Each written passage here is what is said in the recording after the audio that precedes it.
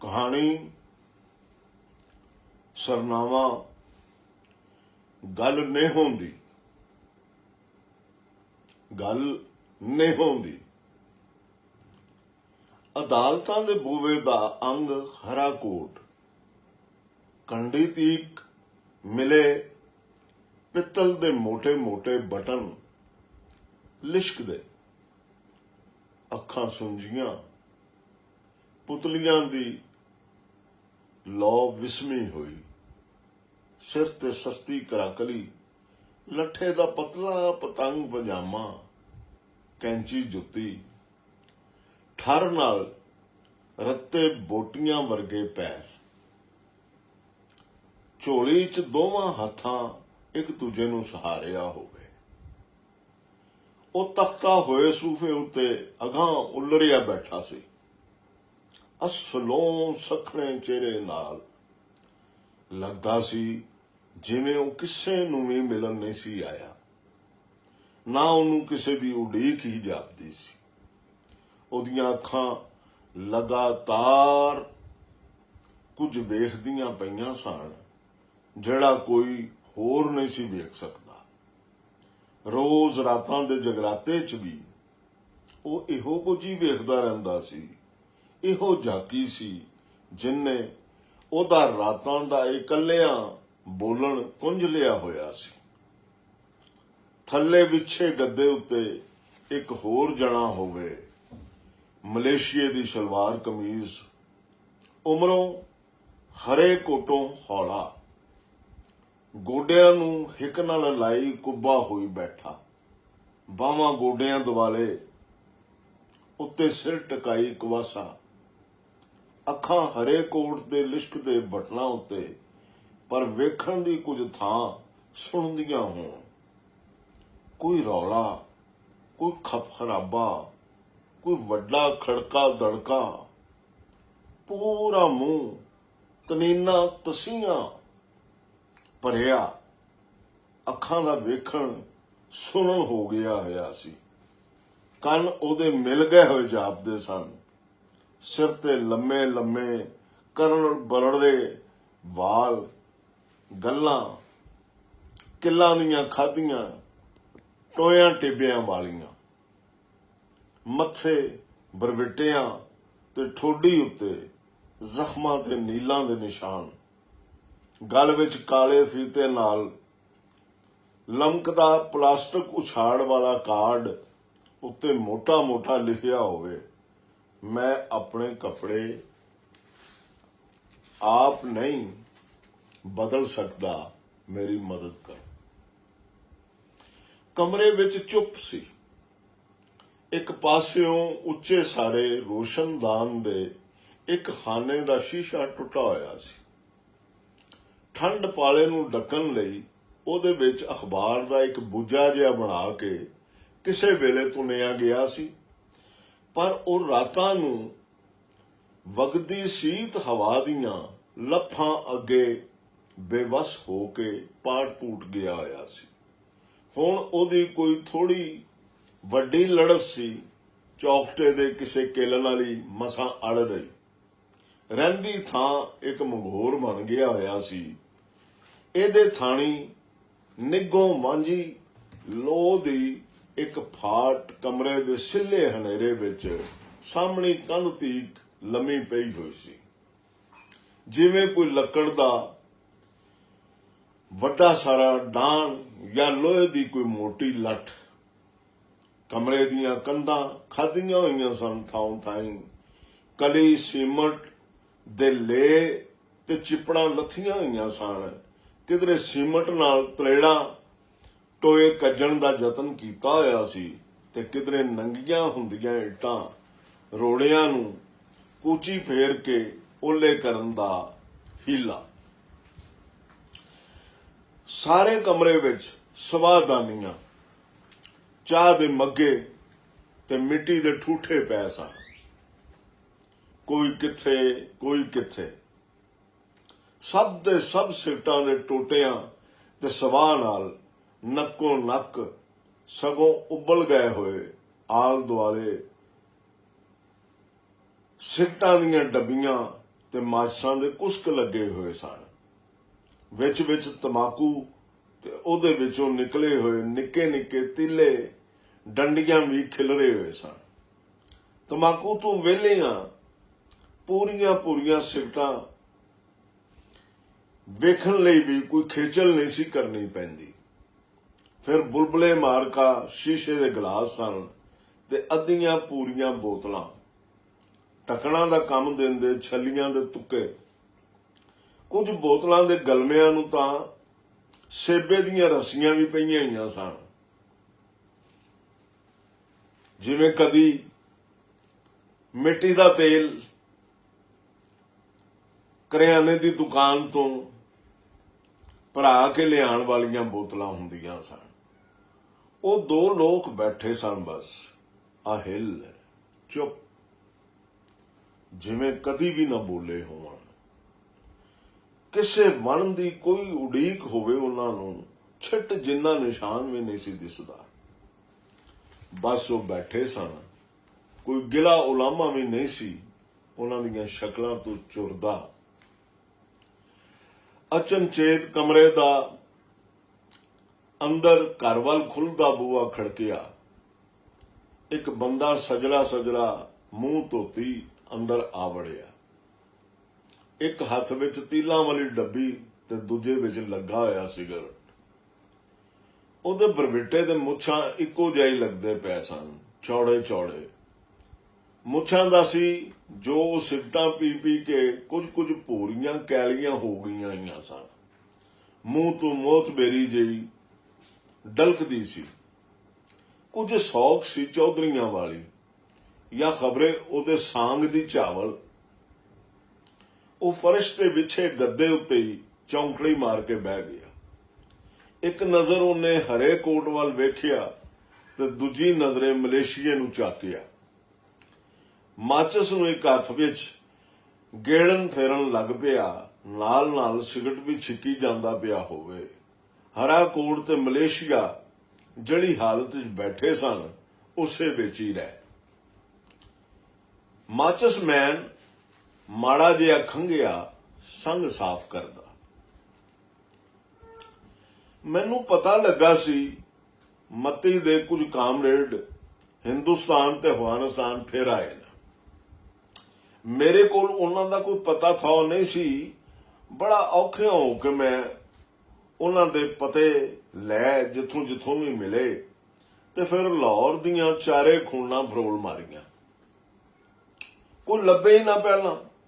ਫਿਰ ਇੱਕ ਦਿਨ ਸਾਰਿਆਂ ਨਾਲ ਮਤੀ ਦੇ ਕਾਲਜ ਦੀ ਬਾਹਰ ਵਾਲੀ ਕੰਟੀਨ ਤੇ ਮੇਲ ਹੋ ਗਿਆ।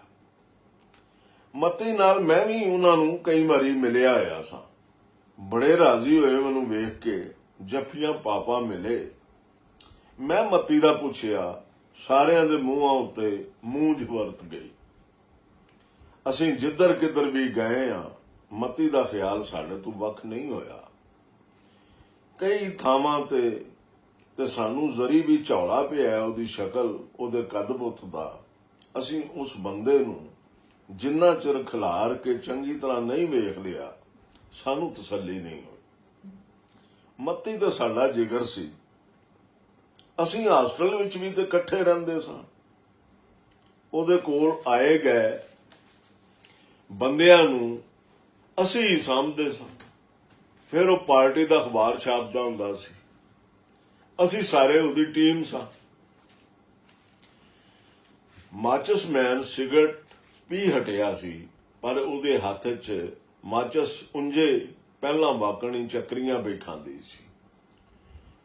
ਉਹ ਪੁਰਾਣੀ ਕਹਾਣੀ, ਕੁਝ ਵੀ ਨਵਾਂ ਨਹੀਂ ਸੀ। ਮੈਂ ਉਹਨਾਂ ਦੀਆਂ ਸ਼ਕਲਾਂ ਵਾਚਦਾ ਰਿਹਾ।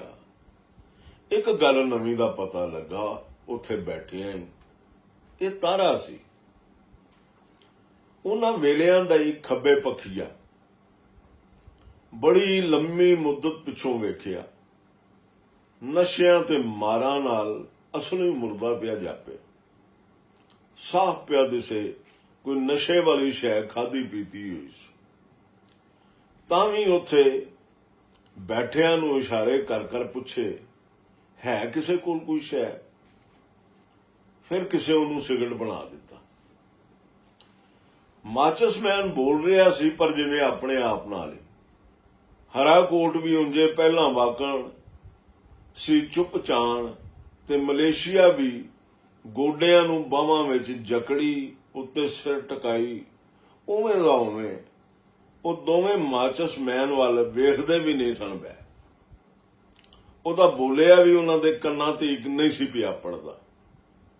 ਮਾਚਸਮੈਨ ਦੀ ਸੂਈ ਤਵੇ ਉੱਤੇ ਤਰੀਜੀ ਹੋਈ ਸੀ। ਤਾਰਾ ਕਹਿੰਦਾ ਸੀ, ਮਤੀ ਦਾ ਪਤਾ ਹੈ ਨਾ ਤੁਹਾਨੂੰ। ਉਹ ਅਸਲੋਂ ਚੁੱਪ ਹੋ ਗਿਆ ਸੀ, ਬੋਲਦਾ ਚਾਲਦਾ ਨਹੀਂ ਸੀ। ਕਿਸੇ ਤੇ ਬੁਲਾਇਆ ਵੀ ਨਹੀਂ, ਬਸ ਵੇਖੀ ਜਾਂਦਾ ਹੁੰਦਾ ਸੀ, ਹੈ ਨਾ, ਬਿਟ ਬਿਟ, ਜਿਵੇਂ ਕਿਸੇ ਗੱਲ ਦੀ ਕੋਈ ਸਮਝ ਹੀ ਨਹੀਂ ਸੀ ਆਉਂਦੀ। ਮੇਰੇ ਕੋਲ ਆਉਂਦਾ ਹੁੰਦਾ ਸੀ। ਪਾਥੀ ਮਹੱਲੇ ਗਣੇਸ਼ ਸਟਰੀਟ ਸਾਡੇ ਘਰ, ਤੁਰ ਕੋਠੇ ਪੌੜੀਆਂ, ਉਤਲੀ ਮਮਟੀ ਮੱਲ ਲਈ ਹੋਈ ਸੀ ਮੈਂ। ਨਾ ਘਰਦਿਆਂ ਚੋਂ ਕਿਸੇ ਉੱਥੇ ਆਣਾ ਤੇ ਨਾ ਹੀ ਜਗਰਾਨ ਜਾਣ ਮੈਂ ਘਰ ਵਿੱਚ ਪੈਰ ਪਾਣਾ। ਡਿਉਢੀ ਖੱਬੇ ਹੱਥ, ਪੌੜੀਆਂ ਹਨੇਰੀਆਂ। ਛੰਮਾ ਮੇਰੀ ਜਾਨ, ਤੁਸੀਂ ਤੇ ਵੇਖਿਆ ਹੋਇਆ ਛਜੂ ਦਾ ਚੁਬਾਰਾ। ਹੁਣ ਹੀ ਪਤਾ ਨਹੀਂ ਤੁਹਾਨੂੰ ਕੀ ਹੋ ਗਿਆ ਜੀ। ਤਾਰਾ ਜੀ ਕਿਵੇਂ ਭੁੱਲ ਸਕਦਾ ਛੰਮਾ ਤੁਹਾਡੀਆਂ ਮੁਹੱਬਤਾਂ। ਉਦੋਂ ਛੰਮਾ ਜਾਨ ਪਤਾ ਹੈ ਨਾ, ਮਤੀ ਚੰਗੀਆਂ ਭਲੀਆਂ ਗੱਲਾਂ ਕਰਦਾ ਸੀ, ਹਾਸੇ ਲਤੀਫੇ। ਇੱਕ ਗੱਲ ਦੀ ਪੱਕੀ ਕਸਮ ਜੇ, ਕੋਈ ਸ਼ੈ ਨਾ ਖਾਂਦਾ ਸੀ ਨਾ ਪੀਂਦਾ ਸੀ। ਅਸਾਂ ਆਖਣਾ ਵੀ ਬਥੇਰਾ, ਪਰ ਉਹਨੇ ਹੱਸ ਛੱਡਣਾ। ਸਿਗਰਟ ਤੱਕ ਨੂੰ ਤੇ ਹੱਥ ਨਹੀਂ ਸੀ ਲਾਉਂਦਾ। ਜੱਚਦਾ ਬੜਾ ਸੀ, ਮਰ ਜਾਈਦਾ ਸੀ ਉਹਦੇ ਉੱਤੇ। ਨਿਰਾ ਅੱਗ ਦਾ ਚਾਨਣ।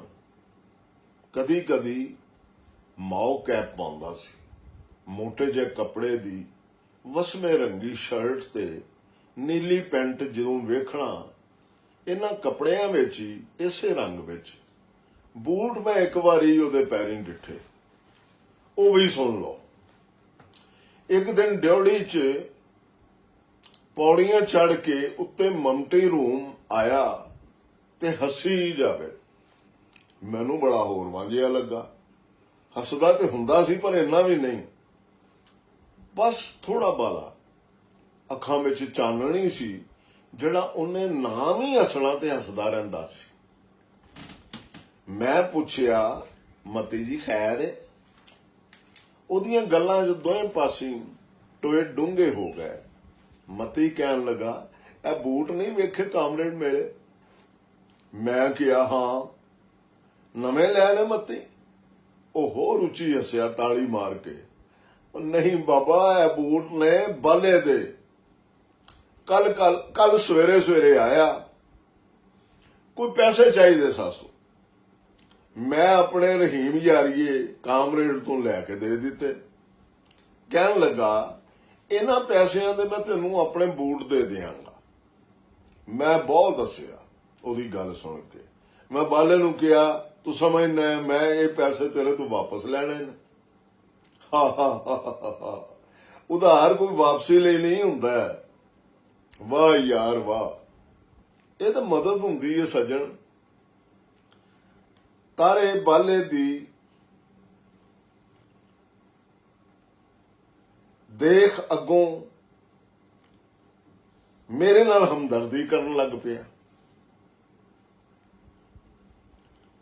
ਤਾਰੇ ਬਾਲੇ ਦੀ ਵੇਖ ਅੱਗੋਂ ਮੇਰੇ ਨਾਲ ਹਮਦਰਦੀ ਕਰਨ ਲੱਗ ਪਿਆ। ਤਾਰਾ ਗੱਲ ਸੁਣਾਉਂਦਾ ਦੱਸਣ ਲੱਗਾ, ਮਤੀ ਨੇ ਬਾਲੇ ਦੀ ਹਮਦਰਦੀ ਵਾਲੀ ਗੱਲ ਵੀ ਇੰਜ ਹੱਸ ਕੇ ਸੁਣਾਈ ਜੋ ਉਹਦੀਆਂ ਅੱਖਾਂ 'ਚ ਪਾਣੀ ਆ ਗਿਆ। ਬਾਲਾ ਕਹਿਣ ਲੱਗਾ, ਯਾਰ ਮਤੀ, ਮੈਨੂੰ ਬੜਾ ਖਿਆਲ ਆਉਂਦਾ ਤੇਰੀ ਖੇੜੀ ਵੇਖ ਕੇ। ਬੜੇ ਦਿਨਾਂ ਦਾ ਸੋਚਦਾ ਰਿਹਾ, ਤੂੰ ਜੇ ਬੂਟ ਪਾਏ ਹੋਣ ਤੇ ਕੈਸਾ ਲੱਗੇ। ਕਸਮੇ ਕਈ ਵਾਰ ਲਿਆਣੇ ਚਾਹੇ ਨੇ ਪਰ ਲਿਆ ਨਹੀਂ ਸਕਿਆ।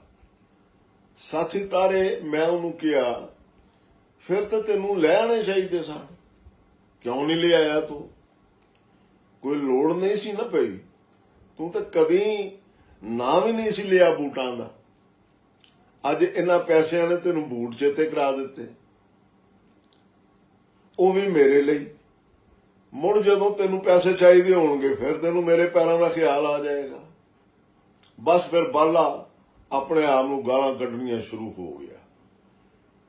मैं नहीं कुछ भी किया, उन्होंने लगा रहा अपनी मां की भैन की करन। जदों पुण पुण के पत्तन कर बैठा तो कहन लगा, मती तेरा ख्याल है मैं झूठ बोलना? मती कहन लगा, मैं आखिया नहीं। बाला फिर शुरू हो गया, कल सवेरे तू अजे बिस्तरे विच ही होएगा, ये बूट तेरी मंजी थले पै होंगे। तारे अज सच्ची मुची मैं जागया तो बूट मेरी मंजी थले पै सन। मेरी खेड़ी भी उत्थे ही सी। थोड़ी देर मगरों बाला बंद मक्खन ते चाह लैके भी आ गया। ऐलो मती जान नाश्ता। जान लग्या बाला मेरे कान च बोलिया, इन्हां बूटां ते मैं बड़े यार बेलियां तो पैसे माठे ने, पर अज तेनू मैं ये उक्का फूका ही लिया दिते ने। फिर अडोल बोलिया, जे फिर कदी लोड़ पई तां मैनू दे देवीं कुछ चिर लई। बूट जांदे नहीं किधरे, फिर आ जाणगे तेरे कोल, ये हुण तेरे ही रहणगे। मती दा फिर हासा छुट गया। तारे ये बूट तू समझ लै मैं बाले दी रास पैरी पाई हुई है। रास समझना ना, रास पूंजी।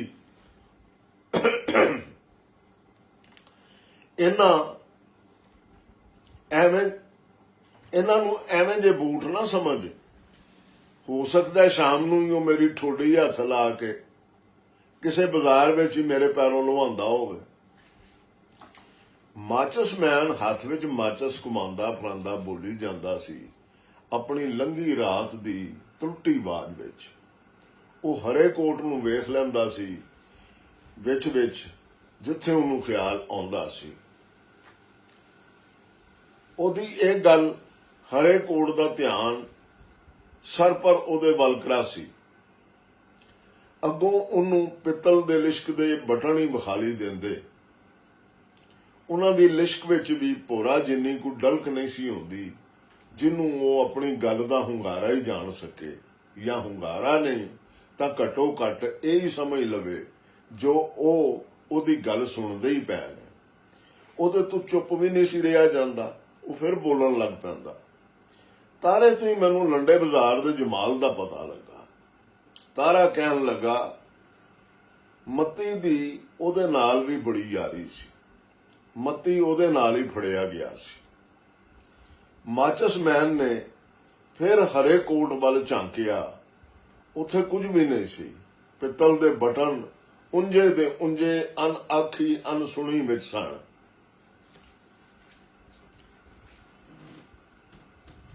कोई रियासती अडंबरां ते धावा बोलन दी चिट्ठी सी। डाकखानेओं बोरियां दियां बोरियां फड़ी गई, पूरे मुल्क विच वरताई जान लई। खुरा जमाल ते ही कपड़ गया। जमाल कोल उस रात मती भी सी। उन्हों कुछ पता नहीं सी ये सारे काम दा।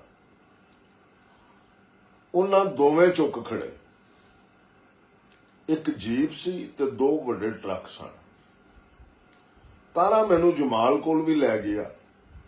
उहदे कोल जाके तारे ने अपना ख्याल दसिया। मती ने उन्होंने पार्टी साथियों के नाम दे दिते सन, अपना नाम अपने नाम दा ते मैनू पूरा पाके जो उसने दिता सी। वो वखरी गल मैं उन्होंने आउण तो पहला ही लाहौरों निकल गया। ना देण दे पछतावे विच ही उहदा कूणा बोलना मुक गया। उहदियां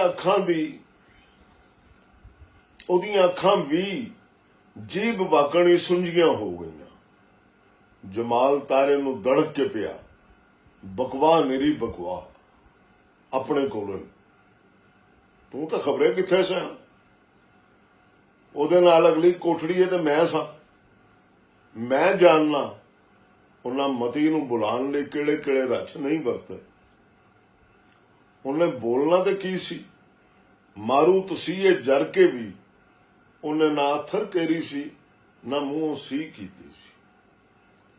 ਹਰੇ ਕੋਟ ਤੇ ਲੱਗੇ ਪਿੱਤਲ ਦੇ ਬਟਨ ਉਵੇਂ ਦੇ ਉਵੇਂ ਸਨ, ਅਣਵਿੰਦੇ ਅਣਸੁਣਦੇ ਪਹਿਲੇ ਵਾਕਣ। ਉਥੋਂ ਦੀ ਚੁੱਪੀ ਉਹਦੀ ਜਿਬ ਲਈ ਸਦਾ ਦਾ ਜੰਦਰਾ ਬਣ ਗਈ। ਬਸ ਫਿਰ ਉਹ ਕਦੀ ਨਹੀਂ ਬੋਲਿਆ। ਤੂੰ ਤਾਂ ਤਾਰਿਆ ਕਵੇਂਗਾ, ਉਹਨੇ ਫਾਹ ਲੈ ਲਿਆ ਸੀ। ਨਹੀਂ, ਇਹ ਵੀ ਤੇਰੀ ਆਖੀ ਕੂੜੀ ਹੋਵੇਗੀ। ਇੱਕ ਪਿੰਡ ਸੀ ਲਾਬਿਆਂ ਦਾ, ਮਤੀ ਰੁਲਦਾ ਰੁਲਾਉਂਦਾ ਉਥੋਂ ਲੰਘਿਆ, ਉਹਨਾਂ ਕੋਲ ਰੱਖ ਲਿਆ।